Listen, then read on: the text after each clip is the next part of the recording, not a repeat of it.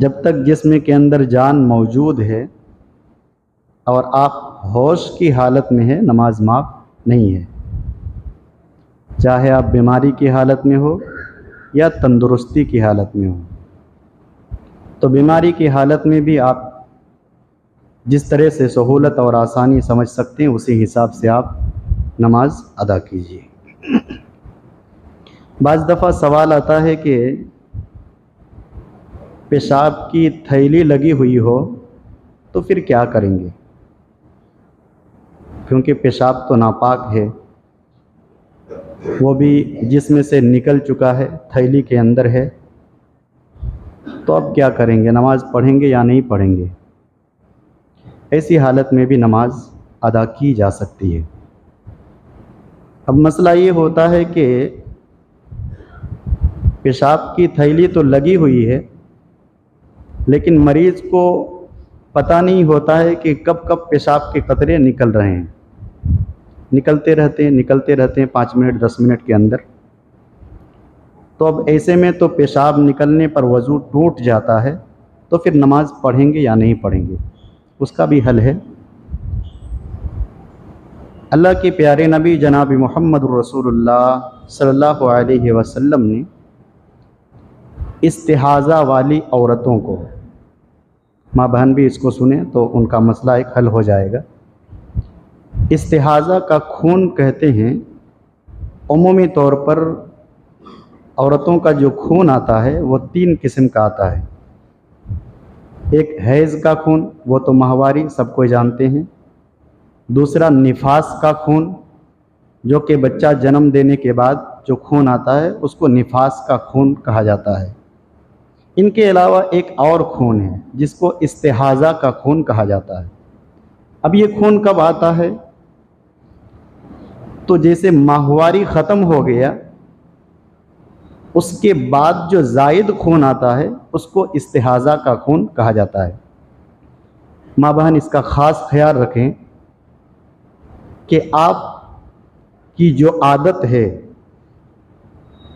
ماہواری کے خون آنے کی عادت جو ہے، اس عادت سے اگر خون آنا بڑھ جائے تو وہ حیض کا خون نہیں ہے، اس میں نماز معاف نہیں ہے۔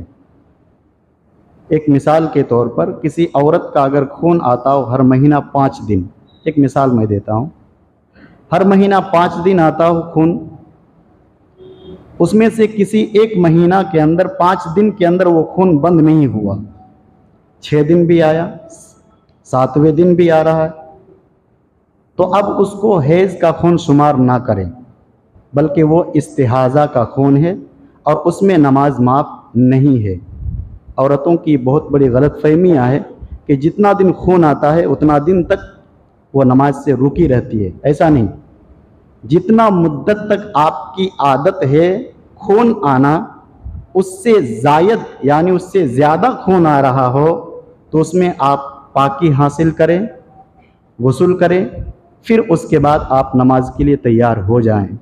زائد خون آ رہا ہو تو وہ استحاضہ کا خون ہے جو کہ ایک بیماری کی وجہ سے آتی ہے، وہ حیض کا خون نہیں ہے۔ اس کا کیا حکم ہے؟ اللہ کے نبی جناب محمد رسول اللہ صلی اللہ علیہ وسلم نے فرمایا کہ جب استحاضہ کا خون آئے تو 2 نماز کے لیے ایک غسل کیا جائے اور نماز پڑھی جائے، جیسے ظہر اور عصر کے لیے ایک غسل کیا جائے، مغرب اور عشاء کے لیے ایک غسل کیا جائے اور فجر کے لیے ایک غسل کیا جائے۔ اگر اتنی طاقت کسی کے اندر نہ ہو تو ہر نماز کے لیے نیا وضو بنائے اور نماز ادا کرے، پھر اس کے بعد دوبارہ نماز پڑھنی ہو تو وہ دوبارہ وضو بنائے، یعنی وضو بنائے، نماز پڑھے، اور نماز کی حالت میں اگر اس کا خون ٹپک بھی رہا ہو تو اس کا وضو نہیں ٹوٹے گا جب تک کہ اس کی نماز مکمل نہیں ہوگی۔ بات سمجھ میں آ گئی؟ ایک وضو میں ایک وقت کی نماز، دوسری نماز نہیں۔ پھر دوبارہ آپ کو نماز پڑھنی ہو تو پھر دوبارہ آپ کو وضو نیا بنانا پڑے گا۔ اس وضو کے بعد اگر آپ کا خون ٹپک بھی رہا ہو پھر بھی وضو نہیں ٹوٹے گا جب تک کہ آپ کی نماز مکمل نہ ہو جائے۔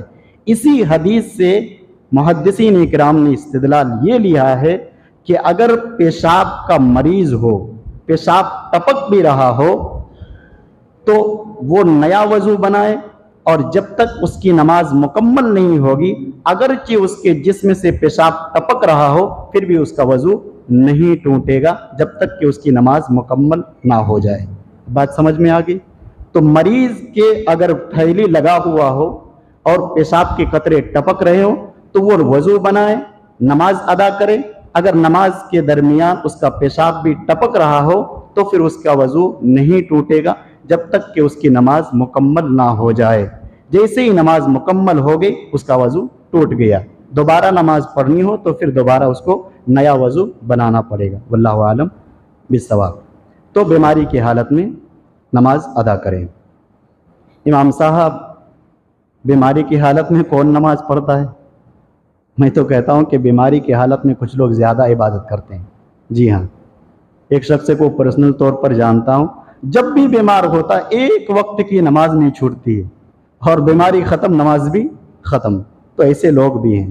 بہرحال اللہ کے نبی جناب محمد الرسول اللہ صلی اللہ علیہ وسلم کی حدیث ہے کہ جب بیمار ہو تو اچھی حالت کا انتظار نہ کرو، بیماری ہی کی حالت میں اللہ کی عبادت کر لو، اور جب اچھی حالت ہو تو بیماری کا انتظار نہ کرو، اچھی حالت میں اللہ کو یاد کر لو، اللہ کی عبادت کر لو۔ تو ہر حالت میں اللہ تبارک و تعالیٰ کی عبادت اور بندگی کی جائے۔ آگے چلتے ہیں۔ آخری حالت ہے مریض کی، اس کی علامت اور نشانی میں بتایا تھا، نگاہیں ایک جگہ ٹک جانا، دوسرا کہ سانس گلے سے آنا جانا ہونا، تیسرا یہ کہ آواز کی گڑگڑاہٹ آنا، کیا باتیں کر رہا مریض اس کو پہچان نہیں پا رہے ہیں۔ یہ تین علامتیں اگر ظاہر ہو جائے تو اس کا مطلب یہ ہے کہ بیماری کے اندر مبتلا ہونے والا آدمی کہ اب آخری وقت شروع ہو گیا ہے، یعنی سکرات کی عالم میں مبتلا ہے۔ اب ایسی حالت میں ہم کیا کریں گے؟ اب ہم پہچان گئے کہ یہ مریض جو ہے اب چند گھنٹے کا مہمان ہے، دنیا سے رخصت ہونے والا ہے، تو ہمارا عمل کیا ہونا چاہیے؟ صحیح مسلم کی روایت، اللہ کے پیارے نبی جناب محمد الرسول اللہ صلی اللہ علیہ وسلم نے ارشاد فرمایا، لقنوا موتکاکم لا الہ الا اللہ۔ تم مریض الموت کے اندر مبتلا بیمار کو لا الہ الا اللہ کی تلقین کرو، لا الہ الا اللہ کی تلقین کرو۔ اب اس حدیث کو لے کر کے بعض لوگ چاروں طرف چارپائی کے کھڑے ہو کر کے پڑھو لا الہ الا اللہ، پڑھو لا الہ الا اللہ، پڑھو لا الہ الا اللہ۔ یہ نہیں، حدیث کے اندر ہے کہ مریض الموت کے اندر مبتلا آدمی کو لا الہ الا اللہ کی تلقین کرو۔ محدثین اکرام نے اس سے استدلال لیا ہے کہ لا الہ الا اللہ اس کو یاد کرایا جائے، یاد دلایا جائے۔ کس طرح سے یاد دلائیں؟ کہ ایک آدمی سر کے پاس کھڑا بیٹھ جائے اور لا الہ الا اللہ اپنی زبان سے دہرائے تاکہ اس کے کان تک آواز پہنچ جائے، اور اس کو یاد کر کے وہ مریض لا الہ الا اللہ کو دہرائے، اپنی زبان پر لائے۔ بات سمجھے؟ لا الہ الا اللہ ایک آدمی پڑھے، سامنے بلند آواز سے نہیں، اتنی آواز ہونی چاہیے کہ مریض کے کانوں تک وہ بات پہنچ جائے۔ لا الہ الا اللہ اپنے سے پڑھے، یہ تاکہ اس سے سن کر کے وہ مریض جو بیماری کے اندر مبتلا ہے وہ بھی لا الہ الا اللہ کو ریپیٹ کرے، دہرائے، اور اللہ کے نبی جناب محمد الرسول اللہ صلی اللہ علیہ وسلم کے وہ فرامین پر عمل ہو جائے کہ نبی علیہ السلام نے ارشاد فرمایا، جس کا آخری جملہ لا الہ الا اللہ دخل الجنہ، وہ جنت کے اندر داخل ہو جائے گا۔ تو نبی علیہ السلام نے فرمایا اپنے مریض کو لا الہ الا اللہ کی تلقین کرو۔ اب لا الہ الا اللہ سے کیا مراد ہے؟ پورا کلمہ شہادت ہے، صرف لا الہ الا اللہ محمد الرسول اللہ نہیں، پورا کلمہ، اشہد ان لا الہ الا اللہ و اشہد ان محمدن عبدہ ورسولہ، یہ پورا کلمہ ہے، اس مریض کے سامنے دہرائیں تاکہ آپ سے سن کر کے وہ مریض بھی اشہد ان لا الہ الا اللہ و اشہد ان محمدن عبدہ ورسولہ دہرائے۔ اس کو زبردستی مت پڑھوائیے، پڑھو لا الہ الا اللہ، پڑھو لا الہ الا اللہ، پڑھو لا الہ، نہیں۔ اگر وہ اکتا جائے اور کہے کہ جا میں نہیں پڑھتا، اس کا انجام کیا ہوگا؟ اس لیے اس بات کا خاص خیال رکھا جائے کہ صرف ان کے سامنے پڑھا جائے تاکہ وہ دہرائے۔ دوسرا عمل، سورہ یاسین بھی پڑھ سکتے ہیں، بعض روایت سے ثابت ہے، کچھ روایتیں ضعیف ہے، مگر کچھ اور دیگر روایت سے اس کی تقویت ملتی ہے۔ اللہ کے نبی جناب محمد رسول اللہ صلی اللہ علیہ وسلم نے فرمایا اقرا یاسین۔ نبی علیہ الصلوۃ والسلام نے فرمایا مریض الموت کے اندر مبتلا ہونے والے آدمی کے سامنے سورہ یاسین پڑھا کرو تاکہ اس سے موت کی حالت اور کیفیت کے اندر آسانی ہوگی، موت کی سختی پر آسانی ہوگی۔ اب اس سے بھی استدلال یہ مت لیا جائے کہ یہ ضروری مت سمجھے، اس کو ضروری سمجھنے پر کیا ہوتا ہے کہ بھاڑے کو ٹٹیوں کو بلایا جاتا ہے، بیٹھا دیا جاتا ہے مریض کے سر کے سامنے، پڑھو سورہ یاسین۔ ایسا نہیں، بلکہ گھر کا کوئی افراد جو پڑھنا لکھنا جانتا ہو، قرآن کی تلاوت کرنا جانتا ہو، چاہے وہ بیٹا ہو، بھائی ہو، باپ ہو، شوہر ہو، بیوی ہو، وغیرہ وغیرہ، بہن ہو، بیٹی ہو، اپنے ہی رشتہ دار کا کوئی فرد، کوئی آدمی سر کے سامنے بیٹھ جائے، قرآن کھول لے اور سورہ یاسین کی تلاوت آہستہ آواز میں کرے تاکہ آہستہ آہستہ مریض کے کانوں تک آواز پہنچ جائے۔ اس کو ضروری نہ سمجھے، ضروری سمجھنے پر اس کا غلط اثر پیدا ہوتا ہے اور بدعت جیسا عمل ہونا شروع ہو جاتا ہے۔ اس کا خاص خیال رکھیں۔ یہ دو عمل کریں مریض کے سامنے۔ اس کے بعد کیا کریں؟ اب مریض دنیا سے رخصت ہو گیا، دنیا چھوڑ دیا، اس کی علامت کیا ہے؟ ہاتھ پاؤں ڈھیلے پڑ جائے، سانس بند ہو جائے، دل کی دھڑکنیں رک جائے، آنکھیں ایک جگہ ٹک جائے، گڑگڑاہٹ بند ہو جائے، وغیرہ وغیرہ، بہت ساری علامتیں ہیں۔ آپ نے علامت کو دیکھ لیا کہ اب یہ دنیا کے اندر نہیں رہا، پہلا کام کیا کرنا ہے؟ دعا کریں ان کے لیے۔ صحیح ترمذی کی صحیح مسلم کی روایت، راوی حدیث حضرت ام سلمہ رضی اللہ تعالی عنہ، 918 نمبر کی حدیث ہے۔ ان ام سلمہ رضی اللہ تعالی عنہ قال سمعت رسول اللہ صلی اللہ علیہ وسلم ما من مسلم یصیب، اللہ کے نبی علیہ الصلوۃ والسلام نے ارشاد فرمایا کسی بھی مسلمان کو کوئی مصیبت لاحق ہو، فقال کما قال اللہ تبارک و تعالی، پھر وہ وہی جملے استعمال کرے جو اللہ تبارک و تعالی نے ارشاد فرمایا۔ کیا اللہ تبارک و تعالی نے ارشاد فرمایا؟ الذین اذا اصابتهم مصیبہ قالوا انا للہ وانا الیہ راجعون۔ صحیح مسلم کی روایت ہے، حضرت ام سلمہ بیان فرماتی ہے اللہ کے پیارے نبی جناب محمد رسول اللہ صلی اللہ علیہ وسلم نے ارشاد فرمایا کسی کو کوئی مصیبت لاحق ہو تو وہ اپنی زبان سے وہی الفاظ ادا کرے جو الفاظ ادا کرنے کا حکم اللہ تبارک و تعالیٰ نے دیا ہے، یعنی وہ پڑھے انا للہ و انا الیہ راجعون، ہم سب اللہ ہی کے ہیں اور اللہ ہی کی طرف لوٹ کر جانے والے ہیں۔ اور دنیا کے لوگوں تصور کیجئے کہ ساری کی ساری چیز اللہ ہی کی ہے، ہم اللہ ہی کی ہیں، اللہ ہی نے ہمیں زمین پر بھیجا ہے، اللہ تبارک و تعالیٰ ہی نے ہمیں صحت عطا فرمایا، اللہ تبارک و تعالیٰ نے ہمیں زندگی عطا فرمائی ہے، اور جب ہماری موت ہو جاتی ہے تو ہم اللہ ہی کی طرف لوٹ کر جاتے ہیں۔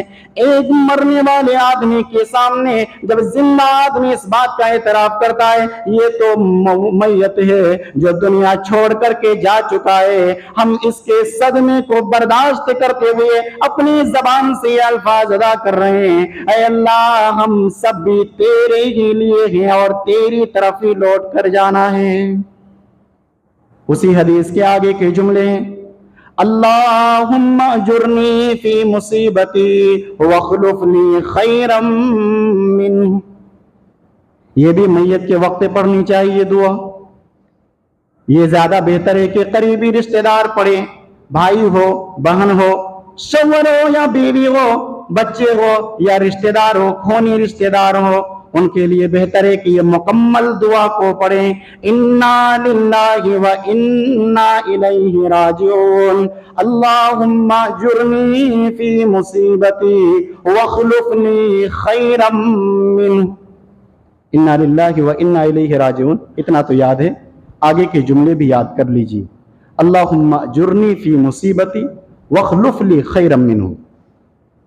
حضرت ام سلمہ بیان فرماتی ہے کہ اللہ کے نبی علیہ الصلوۃ والسلام نے یہ دعا سکھایا, اللہم اجرنی فی مصیبتی, اے اللہ میری مصیبت کا اجر عطا فرما, میرے غم کا بدلہ عطا فرما, وَخْلُفْ لِي خَيْرًا مِّنْهُ, اور اے اللہ اس کے بعد یہ جو دنیا سے گزر چکا ہے اس کے بدلے میں بہتر چیز عطا فرما.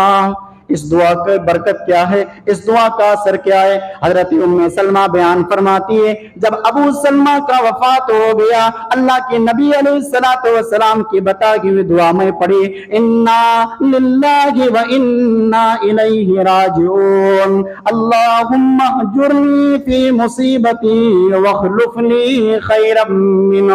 حضرت ام سلمہ بیان فرماتی ہے کہ میں نے اس دعا کو پڑھا اور پڑھنے کے بعد دل کے اندر شمار کرنے لگے, دل کے اندر یہ گمان کرنے لگے کہ ابو سلمہ سے بہتر کوئی خاوند نہیں مل سکتا ہے, ابو سلمہ سے بہتر کوئی شخص نہیں مل سکتا ہے, مگر اس دعا کی برکت سے اللہ تبارک و تعالیٰ نے ساری انسانیت سے افضل جناب محمد الرسول اللہ صلی اللہ علیہ وسلم کو میرا خاوند بنا دیا. اس دعا کی برکت. ام سلمہ سوچتی تھی کہ ابو سلمہ سے بہتر کوئی شخص مجھے مل ہی نہیں سکتا ہے, لیکن اللہ نے افضل الرسول اور افضل الآدم, بنی آدم کی اولاد میں سب سے افضل ترین شخصیت جناب محمد الرسول اللہ صلی اللہ علیہ وسلم کو اس کا خاوند بنا دیا. اس لیے اس دعا کو پڑھیے, اللہ تعالیٰ اس مصیبت کے بدلے بہتر چیز آپ کو عطا کرے گا. بعض علماء کرام نے لکھا ہے کہ اس دعا کو کبھی گمبھیر حالت ہو, مصیبت کے اندر پڑ جائیں تو اس وقت بھی پڑھیں تو اس مصیبت سے بہتر چیز اللہ تعالیٰ عطا کرے گا. کوئی بھی معاملہ ہو سکتا, بیماری ہو یا پھر تجارت یا کاروبار وغیرہ وغیرہ, ہر چیز مصیبت کے وقت اس دعا کو پڑھ سکتے ہیں. کیا ہے دعا؟ انا للہ و انا الیہ راجعون, اللہم اجرنی فی مصیبتی واخلف لی خیرا منہ. یہ دعا پڑھیں. پھر اس کے بعد کیا کریں؟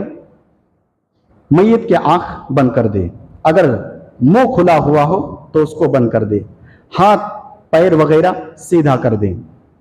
سیدھا کرنے کے بعد پیر وغیرہ کو باندھنا یہ مسلمانوں کا طریقہ نہیں, غیر مسلموں کا طریقہ ہے. بعض لوگ کیا کرتے ہیں کہ پیر کی بڑی انگلیوں کو دونوں انگلیوں کو ملا کر کے باندھ دیتے ہیں, یہ غیر مسلموں کا طریقہ, اسلام کے اندر اس کا کوئی ثبوت نہیں ملتا ہے. پھر اس کے بعد پورے جسم کو سیدھا کر دیں, چہرہ کو قبلہ کی طرف کر دیں, اگر مناسب جگہ نہ ہو تو پیر کو قبلہ کی طرف کر کے سر کو تھوڑا سا اونچا کر دیں. بات سمجھے؟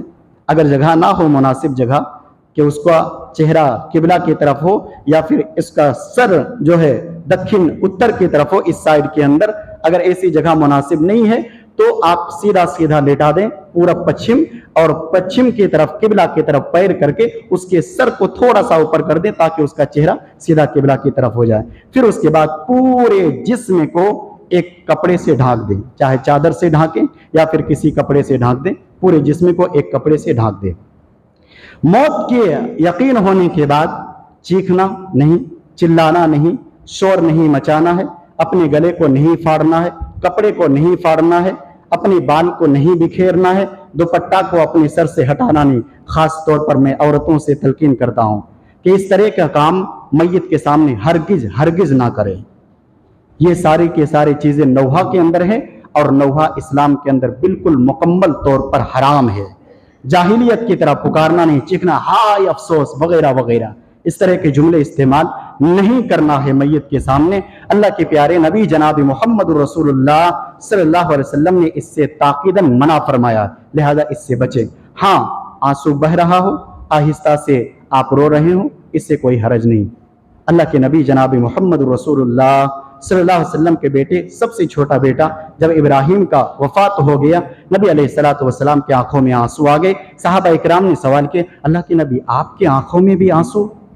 نبی علیہ الصلوۃ والسلام نے فرمایا یہ تو رحمت ہے جو آنکھوں سے جھلکتا ہے اور آنکھوں سے بہ نکلتا ہے, لہذا آنکھوں سے آنسو جاری ہونا, آہستہ آواز سے رونا یہ قباحت کی بات نہیں ہے. چلانا نہیں, شور نہیں مچانا ہے, کپڑے نہیں پھاڑنا ہے, اپنے بدن کے کسی حصہ کو نقصان نہیں پہنچانا ہے اور بے پردگی کا مظاہرہ نہیں کرنا ہے. ان سب چیزوں کا خیال خاص طور پر عورتیں رکھیں. پھر اس کے بعد کیا کریں؟ پھر اس کے بعد اس میت کی اطلاع اپنے رشتہ داروں کو دیں. میت کا اعلان کس طرح سے کریں گے؟ دیکھیے، صرف میت کا اعلان کرنا کسی بھی حدیث سے ثابت نہیں ہے کہ فلاں کی موت ہو گئی ہے، فلاں کی موت ہو گئی، فلاں کی موت ہو گئی. صرف میت کا اطلاع دینا کسی بھی حدیث سے ثابت نہیں ہے، بلکہ جنازے کی اطلاع دینا حدیث مبارکہ سے ثابت ہے. اس بات کا خاص خیال رکھیں، کیونکہ مسجدوں کے اندر بعض دفعہ ہوتا ہے کہ فلاں کی موت ہو گئی، جنازہ کا خیال نہیں. جنازہ اور میت دونوں کا ایک ساتھ اگر کریں گے تو یہ جواز کا طریقہ نکل جاتا ہے. جیسے مثال کے طور پر فلاں کی موت ہو گئی ہے، فلاں وقت جنازے کی نماز ہے، جنازے کے لیے تمام لوگ حاضر ہو جائیں. یہ اس طرح سے اطلاع دے سکتے ہیں، چاہے سوشل میڈیا کے ذریعے سے دو یا پھر مسجد وغیرہ کے ذریعے سے دو کہ فلاں کی موت ہوگی، جنازے کی نماز اتنے بجے ادا کی جائے گی. اس طرح سے میت کا خبر دیں اور جنازے کا خبر دیں. جنازے کے بعد، میت کا خبر دینے کے بعد اب کیا کریں گے؟ ایک ڈیٹ فکس ہو گیا، ٹائم فکس ہو گیا. اب میت کو غسل دینے کی باری آتی ہے. تھوڑا جلدی ٹائم بھی ہو گیا ہے، مختصر انداز میں جتنا ہو سکے بیان کرتا ہوں. جنازے کو غسل دینا واجب ہے. بغیر غسل دیے آپ میت کو دفن نہیں کر سکتے. غسل دینا واجب ہے، لیکن اگر شہید ہو تو اس کو غسل نہیں دیا جائے گا، اگرچہ وہ جنبی کی حالت ہی میں کیوں نہ ہو، کیونکہ شہید کا مقام بہت زیادہ ہے. اس بات کا خیال رکھیں. اگر شہید ہو گیا ہے اور جنبی کی حالت میں غسل واجب تھا، پھر بھی اس کے میت کو غسل نہیں دیا جائے گا، بلکہ اس کے میت کو فرشتے غسل دے دیتے ہیں. اللہ اکبر! کتنا بڑا مقام ہے شہید کا. اس لیے کبھی بھی موقع ملے پیچھے مت ہٹیے. شہید کا خون جسم سے زمین پر گرنے سے پہلے اللہ زندگی بھر کے گناہوں کو معاف فرما دیتا ہے. اللہ اکبر! یہ مقام ہے شہیدوں کا. تو شہیدوں کو اسی طرح سے کفنا کر کے دفن کر دیا جائے گا، کیونکہ اللہ کے پیارے نبی جناب محمد رسول اللہ صلی اللہ علیہ وسلم نے ارشاد فرمایا، کل قیامت کے دن شہید ایسے اٹھے گا کہ اس کے جسم سے خون ٹپک رہا ہے اور وہ میدان محشر کے اندر جمع ہوگا. اس لیے شہید کو غسل نہیں دیا جائے گا. ان کے علاوہ جتنے بھی ہیں میت کو غسل دینا واجب ہے، بغیر غسل دیے اس کو دفن نہیں کر سکتے. ایک بات اور ہمارے معاشرے کے اندر پھیل رہی ہے کہ ہر آدمی کے اوپر 7 میت کو غسل دینا واجب ہے. ایسی کوئی روایت نہیں ہے. ایسی کوئی روایت نہیں ہے. میت کو غسل دینا واجب ہے، مگر غسل دینے والے کوئی بھی ہو سکتے ہیں. اپنی زندگی کے اندر جتنا غسل دے اتنا بہتر ہے. 7 کا قید لگانا کسی بھی حدیث سے ثابت نہیں ہے. اگر واجب کرتے ہیں آپ اس کو، تو جس نے اتنا غسل نہیں دیا پھر کل قیامت کے دن اللہ اس سے سوال کرے گا، جو کہ حدیث سے ثابت نہیں ہے. میت کو غسل دینے پر بہت بڑا اجر ہے، لہذا اس کام کے اندر آگے بڑھنا چاہیے اور غسل دینا چاہیے. کون غسل دے گا؟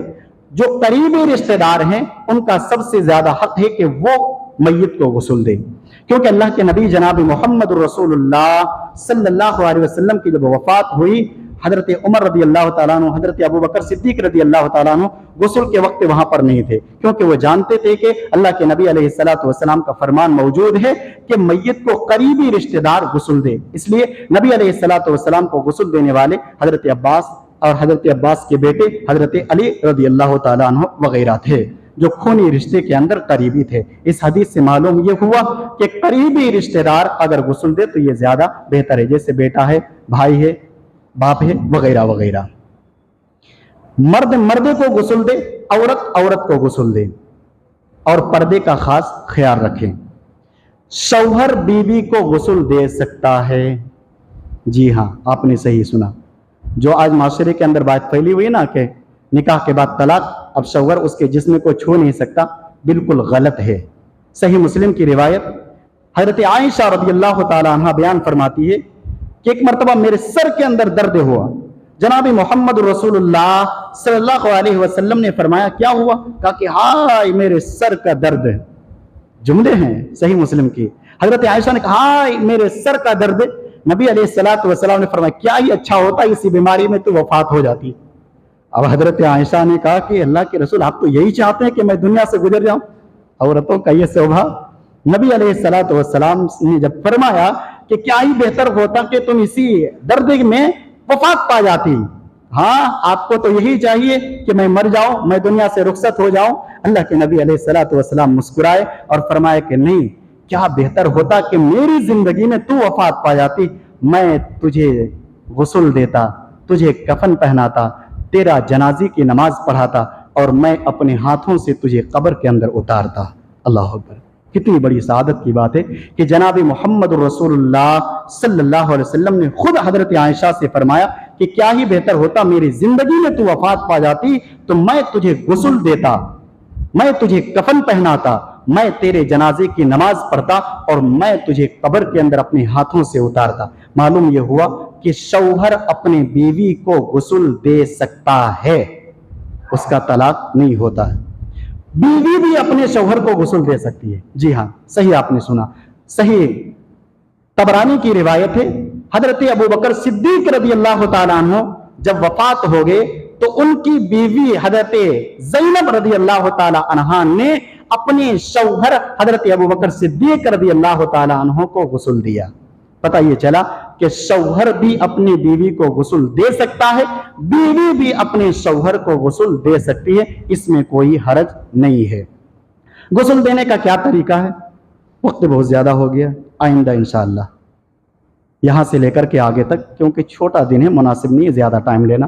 اللہ تبارک و تعالیٰ سے دعا ہے الہ العالمین ہم تمام مسلمانوں کو سنت کے مطابق جنازے کو دفن کرنے کی توفیق عطا فرما. آمین. واخر دعوانا ان الحمدللہ رب العالمین.